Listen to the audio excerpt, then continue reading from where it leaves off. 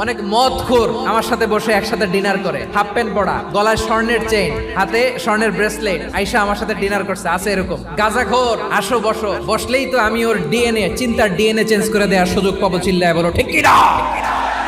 আমার অনেক হিন্দু পরিচিত ভাই আছে, ওরা আমাদের ইফতারির প্রোগ্রামে এসে একসাথে ইফতারি করে। বিশ্বনবী ইহুদির বাড়িতে গেলেন, আর আমার মুসলমান ভাই আমার কাফের বলে, এরকম আছে না নাই?